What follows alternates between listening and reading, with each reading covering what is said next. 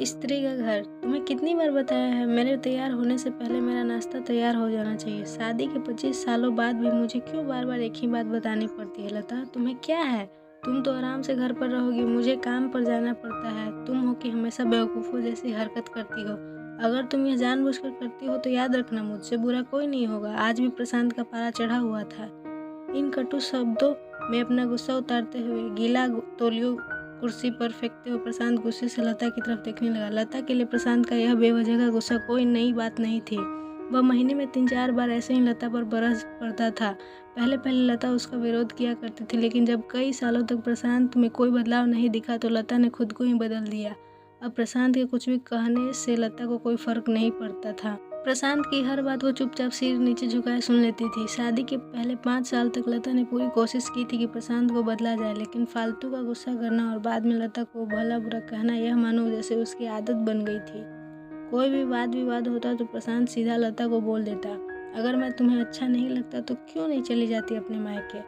क्यों रहती हो मेरे साथ? इतना सब कुछ होने के बावजूद लता प्रशांत के साथ रहती थी, क्योंकि उससे अपनी बेटी की फिक्र थी। और वह जाती भी तो कहाँ, अपने बूढ़े हो चुके माँ बाप को इस उम्र में परेशान करना वह नहीं चाहती थी।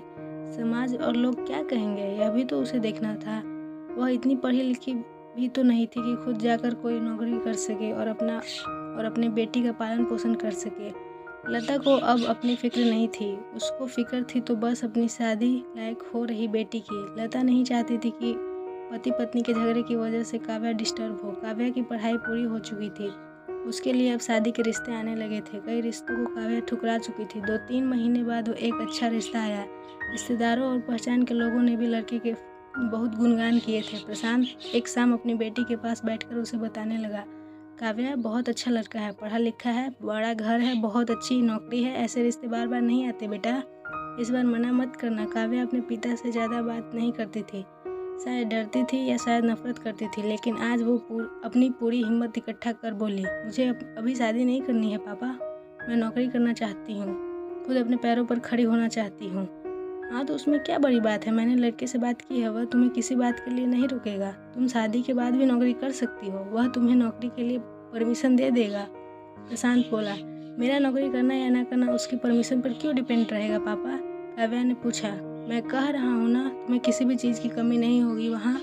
ऐसे रिश्ते बार बार नहीं आते, इससे ठुकरा मत, बहुत खुश रहोगी तुम वहाँ। प्रशांत बोला, पापा क्या मैं उतनी ही खुश रहूँगी जितनी मम्मी इस घर में खुश है? काव्या ने तंज कसते हुए कहा, आज तुम्हारी जबान कुछ ज़्यादा नहीं चल रही? प्रशांत गुस्से से आंखें बड़ी करते हुए बोला, पापा मुझे शादी ही नहीं करनी है, क्योंकि शादी के बाद अगर वह लड़का आपके जैसा निकला तो मैं क्या करूँगी? मुझे आपके जैसा जीवन साथी नहीं चाहिए जो बिना बात के मुझ पर हमेशा चिल्लाए। मुझे कुछ भी अपनी पसंद का लेना हो तो 10 बार सोचना पड़े, कहीं वह नाराज़ ना हो जाए।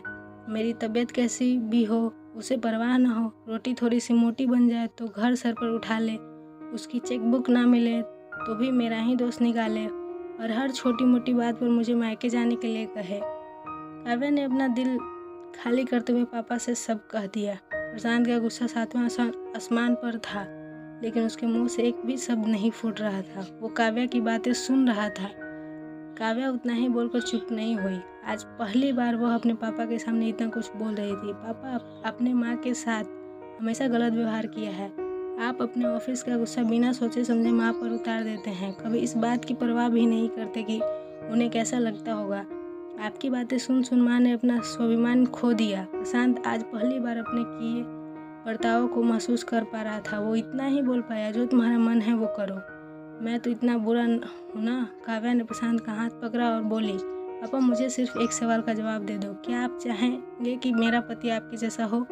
अगर आपका जवाब हाँ है तो कर दीजिए मेरा रिश्ता आज ही, और ना है तो मुझे आत्मनिर्भर बनने दीजिए। प्रशांत कुछ भी ना बोल पाया और वहाँ से चुपचाप बाहर चला गया। आज उसे लता के सामने जाने में शर्म आ रही थी। चलते चलते उसकी आंखों से आंसू बह रहे थे। प्रशांत ने आज से अपने आप को बदलने का निश्चय किया। अगले दिन से लता ने अपने पति में काफ़ी बदलाव देखा। वह सोचने लगी कि जो हिम्मत काव्या ने दिखाई है, वह हिम्मत अगर मैं पहले ही दिखा देती तो शायद आज परिस्थिति कुछ और होती। अब काव्या पढ़ लिख कर अच्छी नौकरी करने लगी थी और 3 साल बाद उसके लिए एक अच्छा रिश्ता आया। और उसकी विदाई पर प्रशांत बोला, बेटा तू हमेशा खुश रहेगी, क्योंकि तेरा पति तेरे बाप जैसा नहीं है।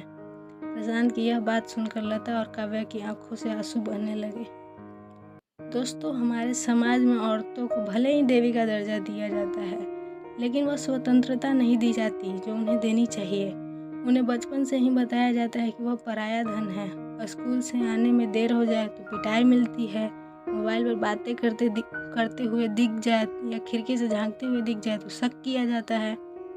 माँ बाप का घर तुम्हारा नहीं है, पति का घर ही तुम्हारा घर है। जीवन भर यह बातें बता कर उसे ससुराल भेज दिया जाता है, और एक दिन किसी छोटे मोटे झगड़े में ससुराल वालों से उन्हें सुनने पड़ता है कि इस घर को छोड़ दो और मायके चली जाओ।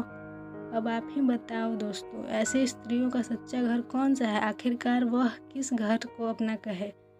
दोस्तों, आप लोगों को यह कहानी कैसी लगे नीचे कमेंट बॉक्स में ज़रूर बताएं, और वीडियो को लाइक कर दें, और अगर आप इस चैनल पर नए हैं तो सब्सक्राइब कर दें। धन्यवाद।